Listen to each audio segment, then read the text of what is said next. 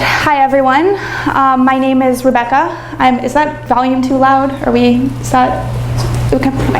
My name is Rebecca. I am a third-year graduate student in Harvard's Biological and Biomedical Sciences PhD program. And today I'm going to be talking to you about genetics and genomics and obesity. Okay, so I am now showing you a list. You can take a couple seconds to look at it. And if I asked you what all of these things have in common, you'd probably say these are all human traits. Some of them are human diseases, but they're all sort of attributes that humans have. And you would be right. But the more specific answer that I am looking for is that all of these things are influenced by genetics. So all of these things have at least some genetic component to them.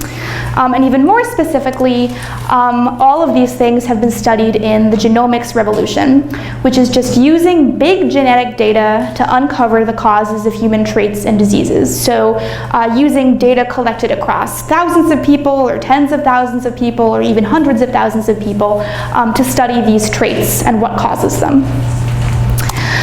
So today I'm going to be focusing on obesity as my particular trait of interest, but I just want to take this second to remind you that the principles that I'm going to be talking about in this lecture are really applicable more broadly to the study of all of these different things. And so this is actually sort of a foundational topic for the study of lots of cool things that are happening today. So just to give you sort of an outline of what I'm going to cover, we're first going to talk about obesity risk and some basics of human genetics. In the second section, we're going to talk about monogenic obesity, which is obesity primarily caused by one gene. And don't worry, we're going to talk a lot about what that means before we get there. And then finally, we'll talk about polygenic obesity, which is obesity that's caused by multiple genes. Okay, so let's start with some basics.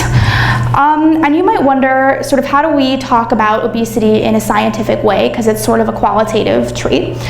So the measure that scientists often use is called BMI, which stands for body mass index. This is a term you may have come across in a doctor's office.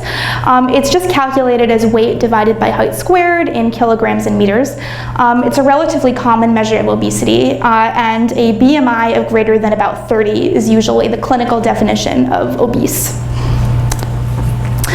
So as most of you are probably aware, obesity is a worldwide epidemic, and particularly in America, an epidemic. So between 1980 and 2008, the worldwide prevalence of obesity has almost doubled. And if you look at this graph here, the y-axis or the x-axis shows years from 1999 to 2014, and the y-axis shows the percentage of people who qualified for the clinical definition of obesity in that year. So the blue line represents adults, and the green line represents youth. And you can see that in 1999, about 30% of adults qualified as obese, whereas in 2014, almost 38% of adults qualified as obese. So that means more than 1/3 of adult Americans currently are considered obese, which is a sort of astonishing level of prevalence. And the reason, of course, that we care about obesity from a health point of view, it's not so much that being obese that's an issue as the health consequences that tend to come with it. So some of the main ones are heart disease, diabetes, some cancers, osteoarthritis, which is a disease of joints and joint pain, high blood pressure, and breathing problems. So given the fact that obesity has such a high prevalence, both in America and in the world more generally, and that it's associated with all of these negative health outcomes, I think you'll all agree with me that this is a problem that's worth devoting some of our time and research dollars. Okay, so what actually puts a person at risk of becoming obese? So if I drew a scale, and on the left I said not obese, and on the right I said obese, how do we get the scale to tip in favor of obesity? What goes into that? So one thing is a poor diet. So if you eat a poor diet, you're going to be more likely to be obese. If you don't exercise, if you lead a sedentary lifestyle, you're also more likely to be obese. And there are medications that you can take which have weight gain as a side effect, so those would also increase your risk of being obese.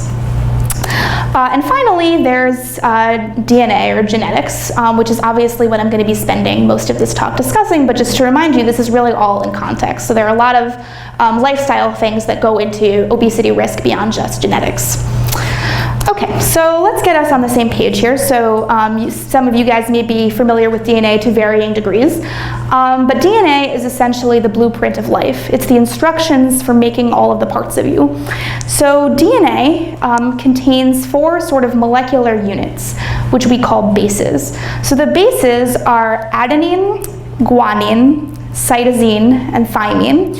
And we usually just abbreviate them as A, G, C, and T, so that's what I'll be doing for the rest of this lecture. And the sequence of these bases, so the order that these bases take in the DNA, is the instructions that make up you. So what does that look like?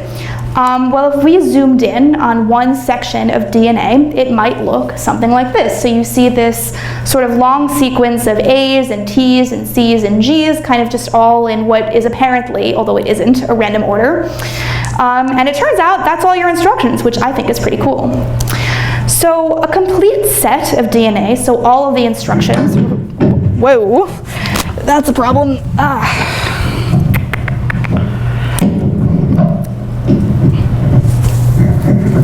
So a complete set of DNA, so something that requires that all of the instructions to make all the different parts of you, is one genome. So in humans, one genome is about 3 billion bases. So if we go back to my illustration of a DNA sequence, imagine 3 billion of those letters. That's what we're talking about. So it's a pretty unfathomable scale, in my opinion. So that's really, when we say genomics, that's what we're talking about. Genomics is just the study of genomes. So it's looking at all 3 billion of those bases, which you can imagine is a pretty complex problem.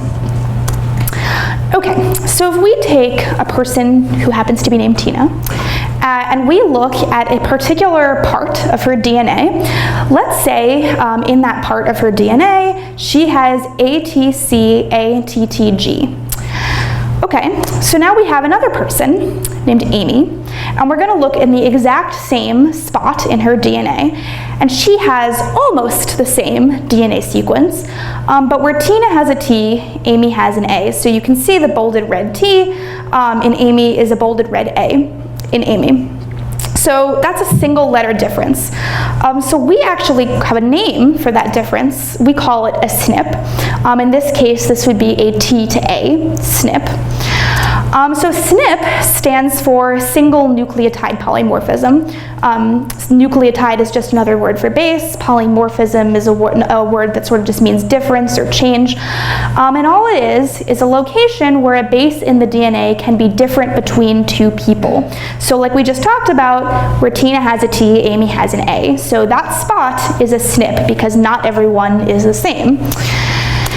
Now these actually exist all over the genome. So I told you there are 3 billion bases. There are actually millions of locations in the genome where it turns out that people can be different from each other. So even though we are much more alike than different in terms of DNA, we're something like 99.5 to 99.9% alike, that's actually still a lot of places where the DNA can be different, right? Because 3 billion bases, that's a lot of locations. So this is actually part of what makes us different from each other, is that we all have a different set of SNPs, unless you have an identical twin. So where do SNPs come from? So everyone inherits 2 copies of each SNP, and that's because you inherit a full copy of the genome from your mother and another full copy of the genome from your father, and those combined make up your DNA. So as a result of that, you're inheriting 2 copies of each SNP. You're inheriting 1 from your mother, and you're inheriting 1 from your father. So to take an example, if we take this random SNP here, so this is a T to G SNP, there are 3 possibilities for what a given person could be. They could be TT, so they inherited a T from their mother and a T from their father. Or they could be TG, so they inherited a T from one of their parents and a G for the other parent. Or they can be GG, so they inherited a G from their mother and a G from their father. So for this particular SNP, this location in the genome, every person in the world is going to be in one of those 3 populations. Okay, so coming back to obesity, so how much does DNA actually tip the obesity scale? And by that, I mean, does it kind of look like what we see on the left, or does it look like what we see on the right, right? Is DNA contributing a tiny amount of risk for obesity, or is it contributing a huge amount of risk for obesity? And the answer is actually that it depends. So the reason that I just spent a bunch of time talking to you about SNPs is that not all SNPs are created equal. So we're actually going to be talking about kind of two different categories of SNP with respect to their effect on risk. So what we see on the left is what we call a SNP of small effect size. So that's a SNP that's only going to increase your risk of obesity by a teeny tiny bit. By way of analogy, if we go back to this idea of a TA SNP that we have in this ATC sequence that I have up here, you can think of that as if I took the word gray, spelled G-R-A-Y, and I changed the letter A to the letter E.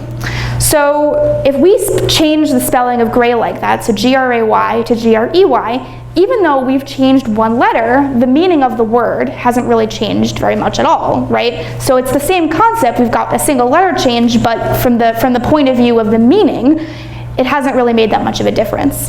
However, you can have SNPs of large effect size. So let's say we have a G to C SNP now, and imagine taking the word gray, and this time, instead of changing the A to an E, we're going to change the G to a T. So G-R-A-Y becomes T-R-A-Y. So now we've really changed the meaning of the word, right? Because the word gray and the word tray don't really have that much in common with each other in terms of what they actually mean. And so a large effect SNP is like that. So even though, just like the first example, it's a single letter change, it actually changes the instructions so much that you get a really different result, and that causes a big change and therefore a large effect. So all of this together is to say that there are actually two kinds of obesity with respect to genetics. So obesity can actually be monogenic, which means it's caused mainly by one very large effect SNP, or it can be polygenic, which means it's actually caused by small risk from many different SNPs, as well as large changes that have to do with lifestyle. So from a pictorial point of view, if we look at what's on the left, that would be monogenic. So a massive contribution from DNA with a relatively much smaller contribution from lifestyle. Whereas polygenic is like what you see on the right, where there's huge contributions from lifestyle, and then a bunch of contributions from various parts of your DNA, but all of them are very, very small. Okay, and just to put a number on this, I'm going to tell you to take this with a massive grain of salt because it is extremely difficult to estimate these numbers correctly. But I would say that something like less than 5% of severe and early onset obesity would qualify as monogenic. So it's very, very rare to have monogenic obesity. The vast majority of the time, obesity is polygenic. Okay, so I just told you that polygenic obesity is much more common than monogenic obesity. But why do you think that is? So if we go back to Tina and Amy, and we had this sort of T and we had an A, and we said that that's a T to A SNP, I'm going to give you an additional piece of information. So the additional piece of information is that we're now going to step back and look at everyone in the world and say the percentage of people who have a T in this spot is 60%, and the percentage of people who have an A in this spot is 40%. So that's sort of another dimension of this SNP, and if we look at it in a different way, I think that might be more clear. So if you think of 100 people, so that's 100 blue dots, each of those is a person, 60% of people carry a C and 40% of people carry an A. So 60% of them are green C carriers and 40% of them are A purple carriers. So if I saw this SNP, I would say this SNP is common. Because if we look at either version of this SNP, 60%, 40%, a lot of people are walking around with both of those versions. But if we took 100 people And now 97% of people carry a C and only 3% of people carry an A. I would say that that SNP is rare, because if I pulled a person at random from the population, the chances that I would pull someone who had an A at that location would be really, really small, right? Most people are walking around with a C. And it turns out that this distinction between common SNPs and rare SNPs is actually very important. So in general, this is just a heuristic, but in general, we call a SNP common if both versions of the SNP are present in more than 5% of people, and we call it rare if one of the versions of the SNP is present in less than 5% of people. Okay, so we just talked about two important properties of SNPs. We talked about their effect, so how much they increase your risk of obesity, and we talked about their frequency in the population. So the question that I'm sure is now burning in all of your minds is, how are these two quantities related to each other? And the answer is that they are related to each other. And the way that they are related to each other is that large effect SNPs tend to be rare, and common SNPs tend to have small effects. So why is that? The reason is natural selection. So some of you may be more familiar with the concept of natural selection than others, but essentially the idea here is that if you have a SNP that has a strong negative effect on your health, you are going to be very unlikely, or less likely at least than someone who doesn't have that SNP, to reproduce and pass that SNP on to the next generation. And so if a SNP exists that causes a really, really bad health effect, it's not going to make it to being common, because the people who have it are not going to have children as much as the people who don't have it. And so that actually turns out to have a pretty pronounced effect on the distribution of different versions of SNPs that we see in the population. So if we look along an axis of a SNP being rare to common, so along the x-axis, and then on the y-axis we have the size of the SNP effect. So a small increase in risk at the bottom, a big increase in risk at the top. There are a bunch of categories that a SNP could fall into. So most monogenic obesity SNPs are going to fall into this category of being rare with a big increase in risk. In contrast, when we talk about polygenic obesity SNPs, these are going to be common with a small increase in risk. And if we wanted to know about common SNPs that cause a big increase in risk, you would discover that there are actually very few SNPs in that category. And all of this is for the same reason of natural selection, that you're not going to get a lot of SNPs that are both common and cause a big increase in risk, because if you're a SNP that causes a big increase in risk, you're probably going to make it less likely that the person you're in is going to have children and pass it on. And finally, you may be wondering about this last quadrant, which would be rare SNPs that cause a small increase in risk. And in fact, there probably are a lot of these that contribute to polygenic obesity, but it turns out these are statistically kind of a nightmare, and we don't just have the tools to deal with them right now. So they're very interesting, but for right now, we're just going to call that a black hole. So, and just to take a step back for a second, this breakdown of monogenic versus polygenic SNPs and the sort of patterns that they show for obesity is actually true for a lot of other traits. So it turns out pretty much most of the traits you can think of are probably polygenic, but some of them, like obesity, actually also have monogenic versions, where there is some SNP out there that has a really, really strong effect and is probably also really, really rare, that can kind of cause the trait by itself. So other examples are height, Alzheimer's disease, diabetes, cardiovascular disease, and epilepsy. All of these are generally polygenic, but actually have monogenic versions, which I think is pretty interesting. So in summary, obesity risk is a mixture of lifestyle and genetics, and we've talked about two important properties of SNPs. So we've talked about their effect, so how much they increase your risk of obesity, and their frequency in the population. In the next section, we're going to talk about monogenic obesity, so rare and large effect SNPs. And in the third section, we're going to talk about polygenic obesity, so common and small effect SNPs. And I will now take any questions you have.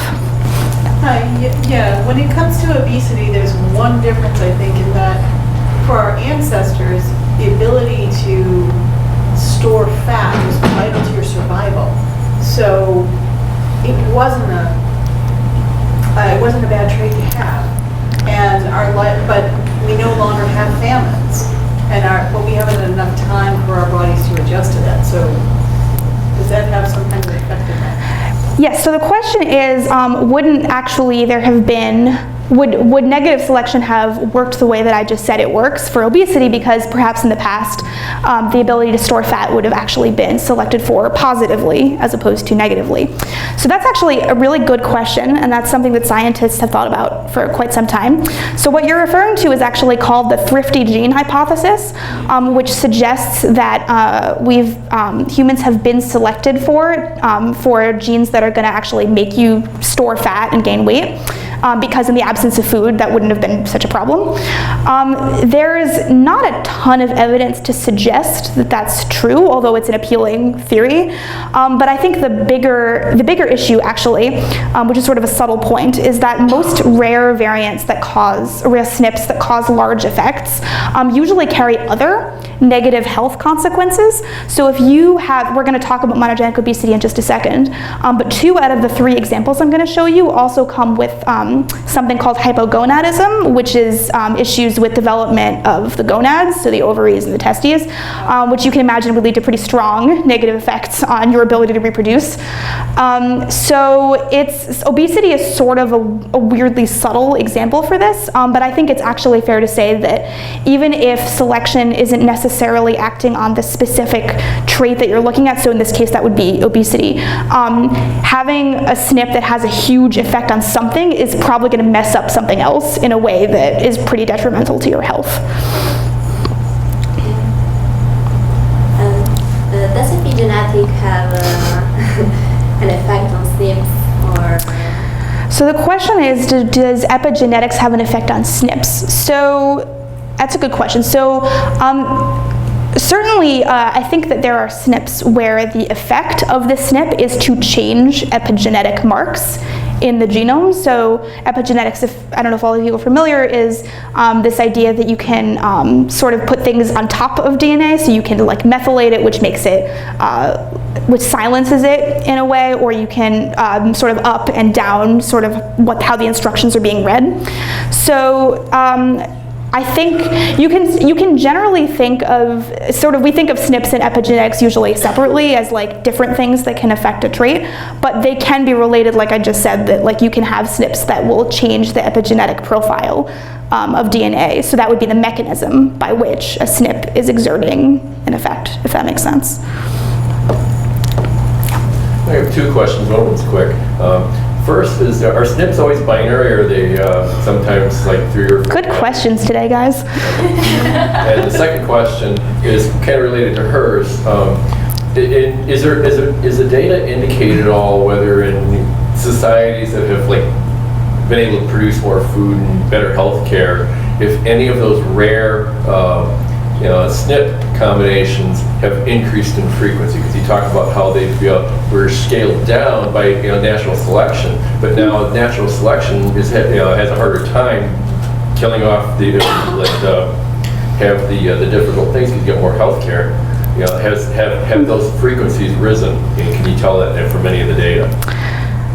Those are great questions. So the first question is whether SNPs are always binary, so are there only 2 versions? And the answer is definitely not. So scientists like to pretend that it's only 2 because computationally it's much easier, and most of the time, it's for most people it's going to be 2, but then there's going to be some small number of people who have a 3rd version or a 4th version, because there's only 4 possibilities. And so that is something I think that's being increasingly appreciated as people have done more experiments where they've been able to actually look at every base and seen, in this place that we thought it was only A and T, there are people who also have a C.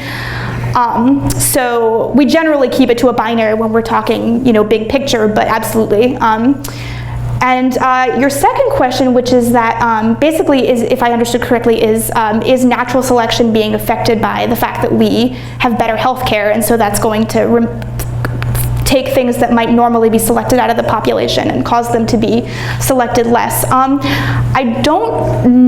sure there is data on this. I don't know of any specifics. I would say part of it depends on whether what you're talking about is something that, for example, is going to kill you as a child, or is going to just, for example, PKU deficiency would be one where, there's a type of disorder where when you're born you can't synthesize a certain molecule that you need, and so if you get diagnosed right away, they can just feed you a diet that doesn't include this thing that's going to be toxic to you, but if they don't know about it, they'll feed it to you and then you'll die. And so that would be an example of something where maybe there would have been some selection against that if it weren't for medical care, but then again, unless it has any effects until you have a child, maybe not, because the people who had it would have died anyway.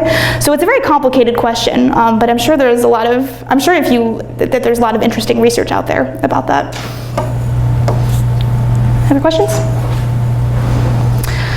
Okay, great. So we are now going to talk about monogenic obesity, so obesity caused by one gene. This is going to be in two parts. So first, we're going to talk about how SNPs exert their effects. So what does it actually mean when you have a SNP, and why does it cause changes? A second topic is then going to be some examples of monogenic obesity SNPs. So just to remind you, we are here. So we are going to be talking about now rare SNPs that cause a big increase in risk. So first, let's talk about how SNPs exert their effects. So I told you before that DNA was the instructions of life, but I did not tell you what that means. I just told you they were instructions. So I'm going to now explain a little bit what makes DNA instructions. And specifically, DNA provides instructions for assembling proteins.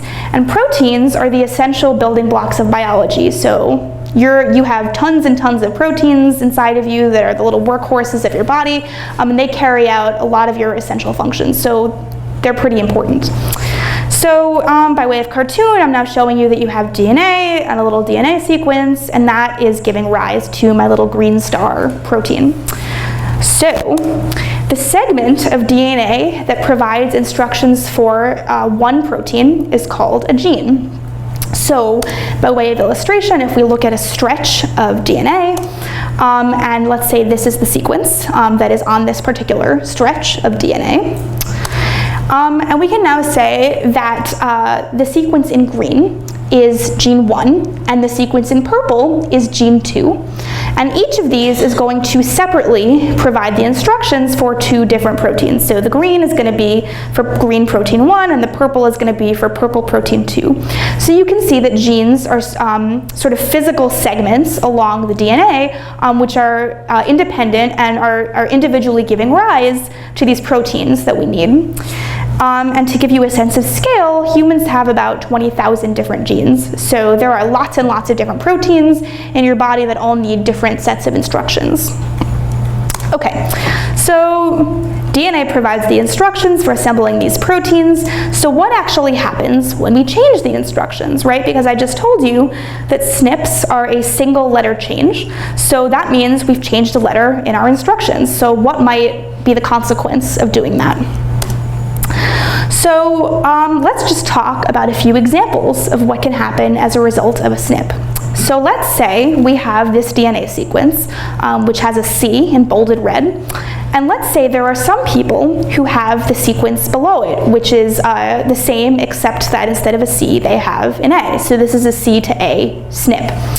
So one thing that could happen is this. So people who have the C are producing these nice green star proteins, but people who have the A are producing sort of these misshapen proteins where they don't look the same as the ones with the C.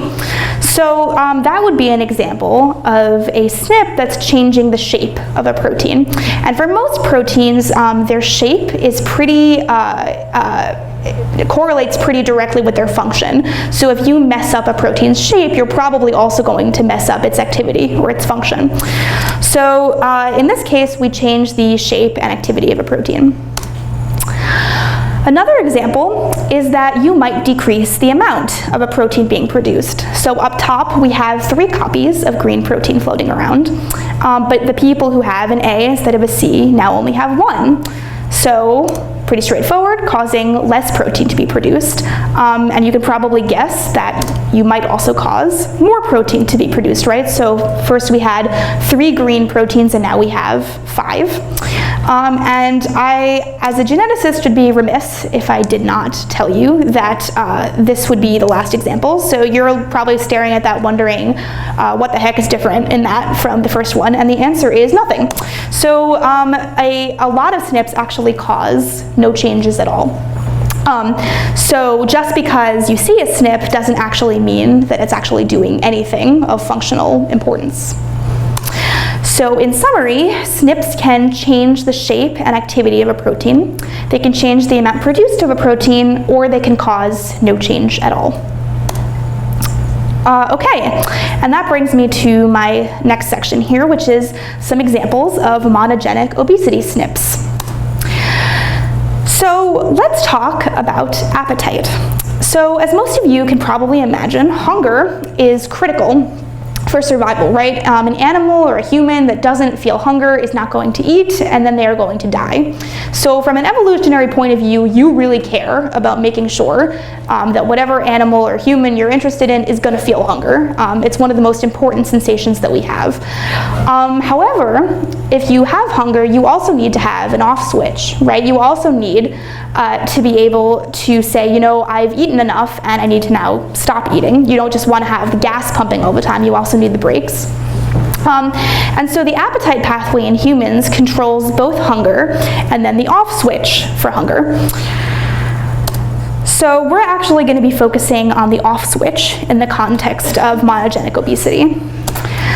So what does the appetite pathway in a human actually look like? So when you eat, that causes your fat cells to produce a hormone called leptin. And leptin's role, ultimately, will be to suppress appetite. So leptin is a pretty important hormone. Leptin then travels to the hypothalamus. The hypothalamus is a brain region that controls a lot of primal functions, obviously appetite, but also things like body temperature and sleep regulation. And that's that blue, that's in that yellow circle, it's the blue region, so it's sort of down in the middle of your brain. So leptin is going to travel there, and then it signals to another protein called the leptin receptor. So leptin talks to the leptin receptor, and then leptin receptor passes that signal to yet another protein called MC4R. So MC4R receives this signal from the leptin receptor, and that eventually leads to the sensation of feeling full, which is your body's signal for you to stop eating. Okay, so what do you suppose would happen if you broke the appetite pathway? So if one of those pieces did not function anymore, what do you think would happen? And what happens is this. So this is a mouse that is extremely obese. This mouse arose in 1949 in Jackson Labs, which is they breed mice. So this mouse showed up, and they were like, oh my God, what is going on with this mouse? We need to figure out what's biologically happening here, because this is really, really interesting. So they looked into it, and as some of you may have guessed, it turns out that that mouse had a SNP in the leptin gene. And so that mouse was severely obese because it did not have this hormone that's supposed to start this signaling that's supposed to say, hey, we've eaten and it's time to stop. So as it turns out, this can also happen in humans. So rare SNPs in the leptin gene can cause monogenic obesity. Now this is extremely rare. There are less than 100 known cases of this happening, and where it has popped up, it's usually been in families with intermarriage between related people, like cousins. So this is very unlikely to be something that you would see in your daily life, but it's pretty interesting, and it, I think also probably helped scientists sort of start to put together this pathway, which I think is pretty cool. And it turns out that this is also true of the leptin receptor, that rare SNPs in the leptin receptor gene can cause monogenic obesity. And finally, Also true for MC4R, as you've probably guessed, that rare SNPs in the MC4R gene can cause monogenic obesity. And this is actually by far the most common cause of monogenic obesity. So again, this is a very, very sort of wild estimate because these numbers are hard to get correctly, but I would say that something between 2 and 3% of severe and early onset obesity is caused by MC4R, which for a monogenic disorder is actually really, really a lot. So MC4R is a really fascinating example. So you can think of this as, if you know that a SNP that causes a monogenic disorder, like monogenic obesity, it's pretty safe to assume that that SNP is really hurting the function of the relevant protein in a really serious way, right? That these are going to be SNPs that cause the protein to really just not work anymore. So effectively, if you have a leptin, one of these leptin SNPs, you are removing the leptin part of this pathway. And you can imagine that if you don't have leptin, you are not going to get to the end of the pathway, which is feeling full. And that's the same if you get rid of the leptin receptor or if you get rid of MC4R. So getting rid of any one of these steps of the pathway is going to prevent you from the end goal, which is this feeling of satiety, of feeling like you've eaten enough. So you can imagine that people who have these SNPs are obese because not only do they have this really strong drive to eat, but when they have eaten, they just don't get the sensation that it's time to stop, and they just continually feel this strong urge for food. And so, in sum, as I've just established, rare SNPs in multiple genes that are involved in the appetite pathway can each lead to monogenic obesity, so leptin, the leptin receptor, and MC4R. And in these cases, obesity is caused by a strong drive to eat and a lack of feeling full after eating. And I will now take questions again.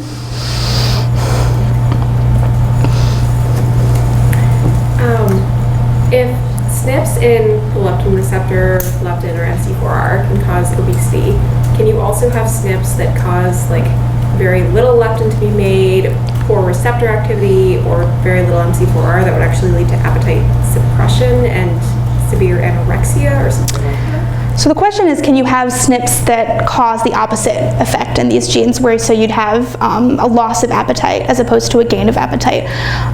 So there is at least one SNP in MC4R that is associated with being protective against obesity. So I don't think it actually causes you to be like really, really underweight or anything, but people who have it are actually less obese than the general population. There have been studies, like the kinds of studies we're about to talk about in the next section, there have been studies on anorexia and things like that, but I don't know if they've found any overlap with these genes. Is there any research being done for using that chemical as an appetite suppressant in general? So the question is there any research on using any of these sort of therapeutically? And the answer is yes. The obvious one would be leptin, to just create synthetic leptin and just put it into people. That does not work, and the reason it doesn't work is because most obese people actually develop leptin resistance. So they actually have very high levels of leptin, but their cells just don't respond to it anymore. So, which is too bad, because researchers thought they'd found the Holy Grail when they found this, and then it turns out it works in people who have a SNP in the leptin gene. So you can treat those people with artificial leptin, but pretty much nobody else. There is actually there's therapeutic development going on now by a company called Rhythm on MC4R and trying to make that receptor functional. And I think they've mostly been looking at it in the context of people who have one of these monogenic obesity disorders and not garden variety polygenic obesity, but I think that there have been some pretty promising results there in clinical trials. Yeah. All right, so we can now have intermission, so you are free of me. For now. For now.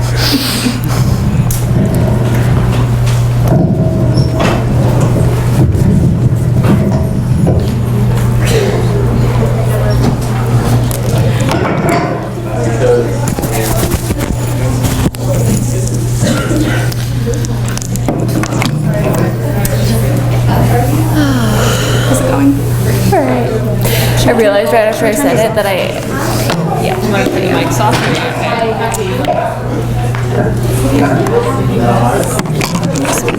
You can just mute this one.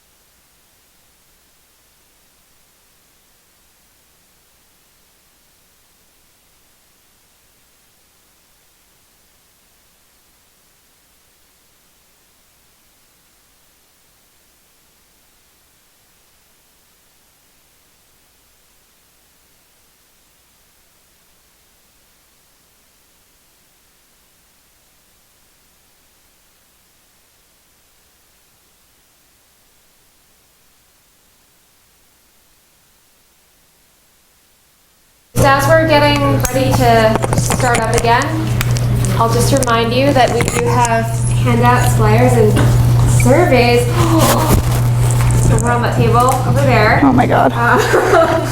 So if you do get a chance, grab one. Feel free to get up and grab one now. We're still finishing up. But we would love it if you would leave us feedback. You can also come up to me in person, but I forget things easily, so. Thanks.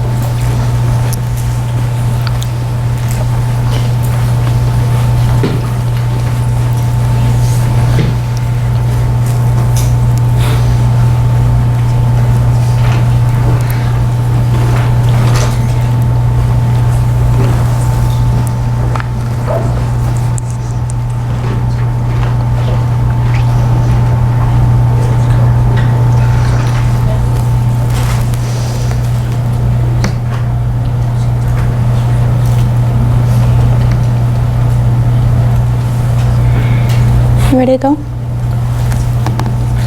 No. All right, welcome back.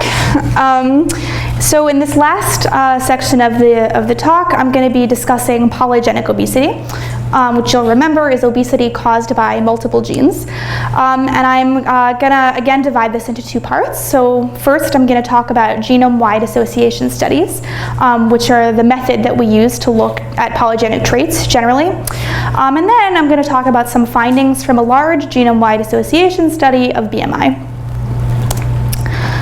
Okay, so just to remind you, we are here. So we're talking about common SNPs that cause a small increase in risk. So most of the time, as I've discussed with you, obesity is caused by more than one gene, plus diet and exercise and other lifestyle factors. So how can we figure out what those genes are? So the key insight here is that because we're looking for tiny effects, so SNPs with a very, very small effect on obesity risk, we need lots and lots of people to find them. And I'm going to illustrate that to you by way of an extended coin analogy, which is everyone's favorite thing. So if I flip a coin 100 times and I get 80 heads and 20 tails, and I asked you whether you thought that coin was biased, you would probably say, yeah, because you got heads 80% of the time, right? And in an unbiased coin, in a fair coin, you would expect to get heads 50% of the time. And that's such a big difference that you would say, I'm not exactly confident of how biased this coin is, but it's definitely biased, right? It's not fair. So you would say, that's probably biased. If you flipped a coin 100 times and you got 51 heads and 49 tails, and I asked you whether you thought that coin was biased, you would say, well, I got heads 51% of the time, but it was really, I got 2 heads more than I got tails, right? So that seems like that could be well within random chance for a coin that actually was fair, right? So you'd probably say, you know, this doesn't seem biased. I suppose it's possible that there's a small amount of bias, but with the number of flips that I've done, I'm really not confident that there's a meaningful difference here. So that's uncertain. But if you flipped a coin 1,000,000 times and you got 510,000 heads and 490,000 tails, and I asked you if that coin was biased, you'd say, okay, well, I got heads 51% of the time, which is the same percentage of time that I got heads for the last coin. But this time, I have a difference of 20,000, right? I got heads 20,000 more times than I got tails. And so even though this is only a 51% chance of heads in terms of just the math of it, and that's only 1% above what I would expect from a 50-50 shot, I've now done this so many times, and it has come out so consistently as being just a little bit more heads that I'm actually going to say that I'm pretty sure this coin is biased. It's not biased by much. It's a very, very small bias, but the bias is there. So this is probably biased. So looking for SNPs with very, very small effects is like looking for a coin that gives you heads 51% of the time, because it's such a small difference relative to what you would expect from random chance that you need to test it in as many people as you possibly can to be sure that what you're seeing is real and isn't just statistical chance, right? Because the more times you do it, the more confident that you can be that some small change is meaningful and not just statistical fluctuation. So to sum that up, if we made this graph and we put the size of SNP effect along the x-axis, so from a small effect to a large effect, and how many people needed to discover that effect on the y-axis, it would look something like this. So the smaller the effect you're looking for, the more people needed in your GWAS, Genome-wide association study, we're about to talk about it, to discover it. And conversely, of course, if you have a large effect, you don't need that many people to be sure that what you have is real, because the difference is going to be so big that you don't need to test it that many times to be sufficiently confident. Okay, so that brings me to genome-wide association studies, which we abbreviate as GWAS. So this is a method that was first developed in about 2005, so not that long ago. And the principle is that we're going to test thousands of common SNPs across the genome with association to a trait, and in this case, that trait is BMI. So genome-wide association study, which is sort of a terrifying sounding term, is actually exactly what it sounds like. So you're looking across the genome, so genome-wide, for association.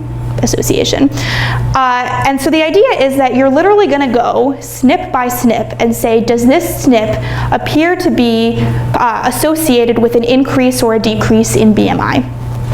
So how do we get the data for GWAS? Oh, sorry, I had another slide. So GWAS is a really sort of incredibly explosive thing for something that's only been around for 10 years. So it's the basis of 2,794 publications as of a couple days ago.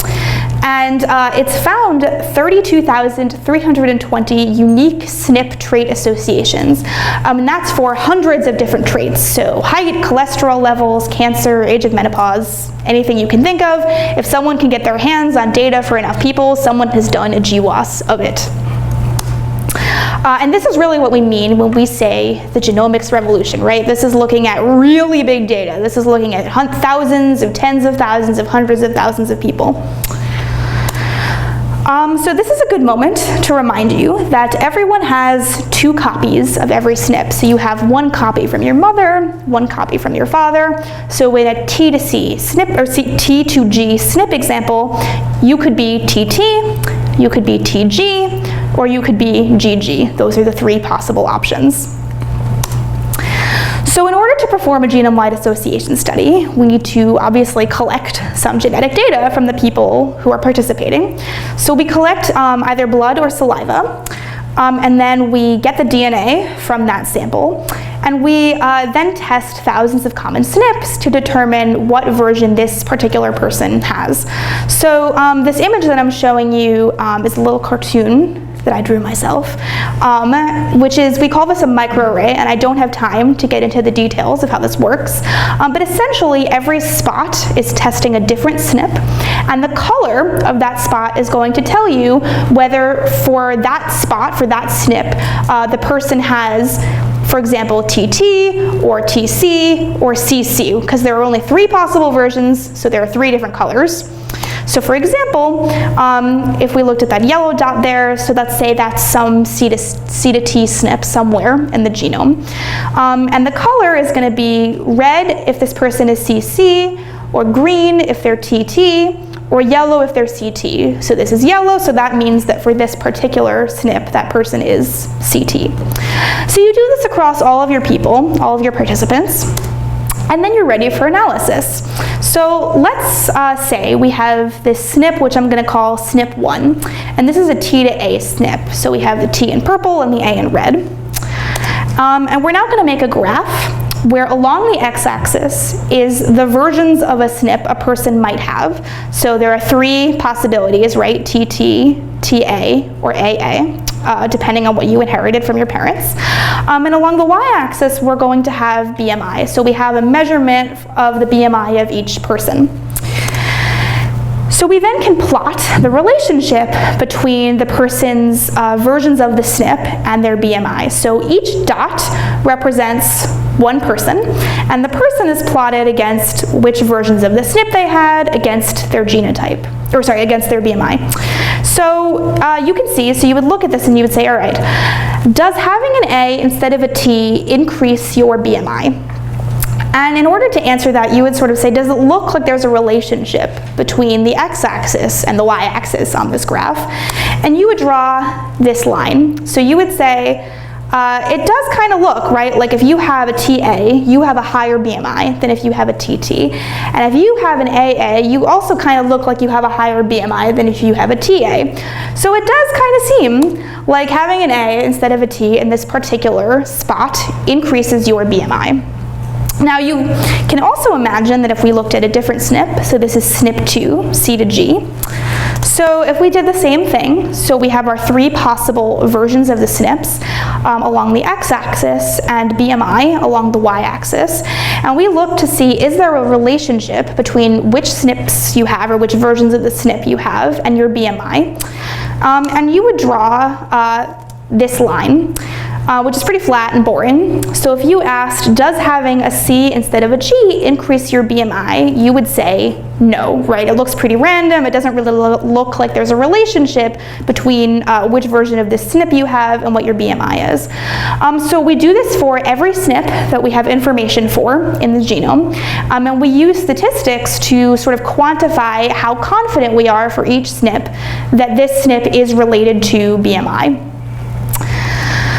So that takes me to the last part of this talk, which is talking about some actual findings from a genome-wide association study of BMI.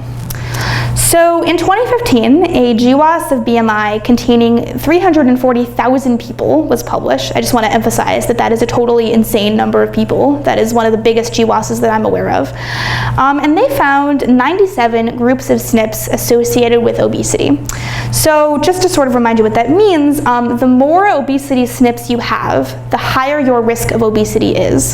So that's 97 spots where you might have a very small increased risk of obesity. But I should say that these SNPs only account for about 2.7% of the variability in BMI between individuals. So this is really not accounting for big changes, so just keep that in mind.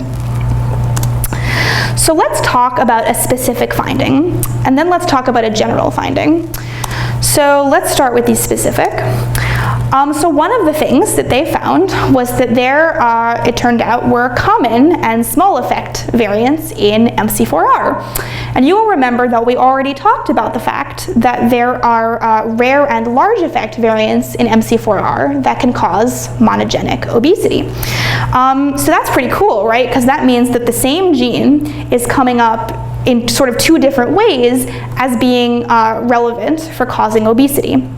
So just to sort of compare this for you, so from GWAS, these polygenic SNPs that we're finding, we find common SNPs in MC4R, whereas the ones from these monogenic studies are rare. And the common SNPs that were found by GWAS have small effects, so a tiny increase in obesity risk, whereas the rare SNPs that are cause monogenic obesity, by definition, cause large effects, so a massive increase in obesity risk. And finally, we can talk about our general findings. So One of the nice things about a GWAS is that you get, if you're lucky, you get a lot of potential associations with the trait that you're looking for, right? You don't just get you're not just looking at one gene, you're looking at all of the genes. So you have a lot more material to work with in terms of cool things that you might be able to test about this trait that you're looking at. And so there are a lot of really cool and interesting questions that you can ask from having this kind of data. But one of the most basic is, of all of your potentially associated genes to this trait of interest, so for BMI, what functions, what biological functions do these genes share?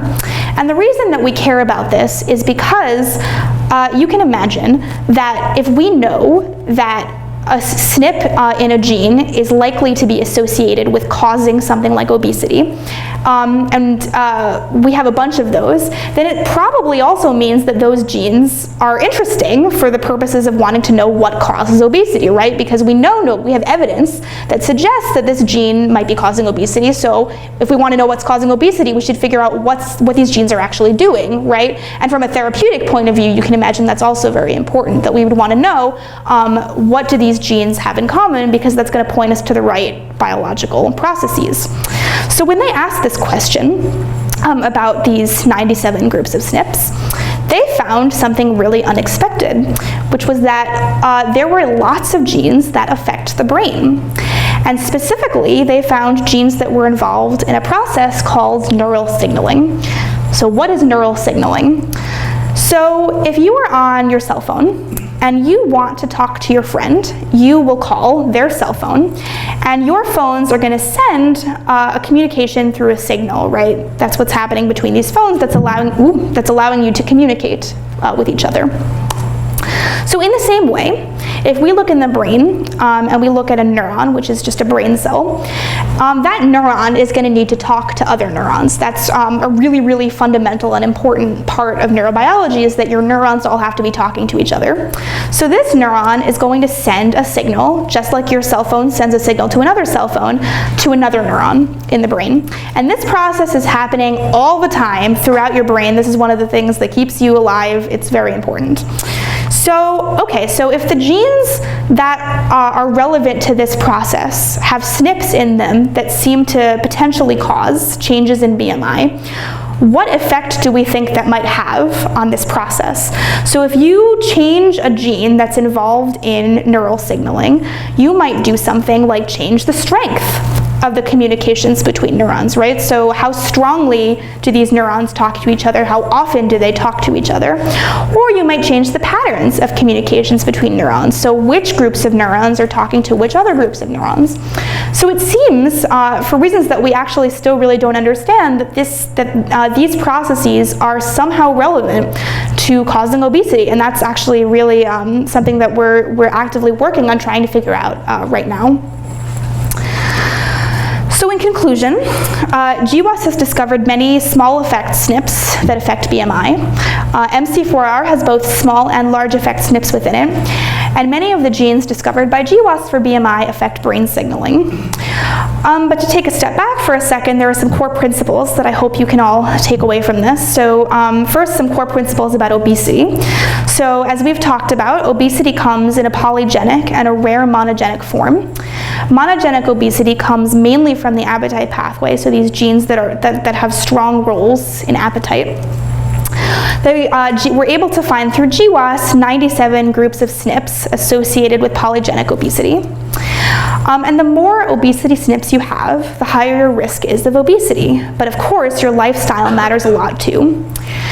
But even bigger core principles, kind of about genetics as a whole, once again, there is a very strong brain component of obesity, which people were really not anticipating, right? So there's the appetite pathway in the hypothalamus that we talked about, and we kind of already knew that, but this neural signaling thing was totally unexpected to most of us, and really suggests that while we think of obesity as really being something maybe about metabolism or digestion, there's a really, really strong brain component, which I think is pretty surprising and interesting. So, and in general, when we think about polygenic traits, because they involve small effects, we really need GWAS to study polygenic traits. You really can't get at these tiny effects without an approach like GWAS where you use all these people. And so that really illustrates both the power of big data to move science forward, because in these 10 years of GWAS we've already learned about hundreds of different traits, but it also illustrates that it's necessary, because in this area at least we can't make progress without these types of approaches because of the nature of what we've discovered, which is that these things all have these really small effects. And as samples grow larger, our ability to find relevant genes and create, hopefully, new medicines will only improve. And the next BMI GWAS, which my boss is one of the people in charge of conducting, will hopefully have over 1 million people in it. So if you can even imagine data on that scale, because I can't. So the future is bright, and I hope that you've all learned something interesting today, and I'm happy to take questions again.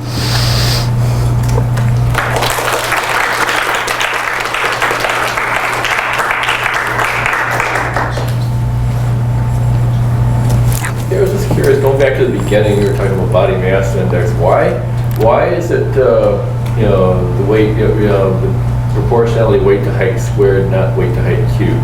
You'd think that, somebody was, as somebody's taller, they get like slightly larger bone structure, so you'd think it would be a cube relationship. That's where the reason for that? So the question was, why is BMI calculated as weight divided by height squared and not weight divided by height cubed?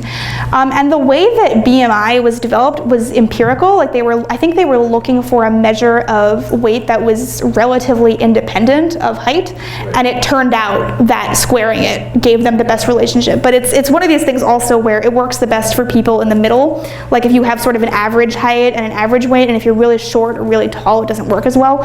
So it's not. It's not a perfect measure. But I'm just saying, somebody that's 7 feet tall, they also have a wider bone. Yeah, I think if you're it's like 5 feet tall. If you're 7 feet tall, BMI is probably not going to be the most accurate measure. But I don't even think it would. Even if you used cubed at that point, you're so far outside. Yeah, you would probably need to sort of make a different measure for people who are sort of at the extremes of the height distribution. But it's a fair point. Anybody else? So you mentioned that at the beginning that certain drugs can affect weight gain or weight loss. Are any of those known to modulate the neural signaling that was identified through that GWAS? So the question was, are drugs that are known to modulate weight gain, were any of the targets of those drugs found by GWAS? So for drugs that actually, there's actually a really interesting story there. So there's a drug that is pretty effective for obesity called topiramate, which is pretty new. And topiramate was originally an anti-epilepsy drug. So it has really, really strong roles in brain signaling, obviously, because epilepsy is all about crazy electrical signaling in the brain that can't be stopped in the right way. And so people didn't know, and still don't know, why topiramate works, because it just seemed like such a weird thing that something that would work in the brain in that way would affect weight. But then this GWAS came out, and people thought, oh, maybe there is actually like a real relationship between this brain signaling that this drug is affecting and BMI. So, and the other thing is that other drugs that affect obesity, a lot of them are actually affecting like norepinephrine and serotonin, which are neurotransmitters. So I think that the drugs might have already kind of given you a hint that something was going on in the brain. I know some people who have been using antidepressants, and a lot of them, the side effect is severe weight gain and high cholesterol. Yes, the comment was just that she knows a lot of people who are on antidepressants, and one of the big side effects is weight gain, which is totally true. It makes sense because it's affecting these same systems that I was just mentioning, like serotonin and possibly norepinephrine. Questions? All right. Thank you.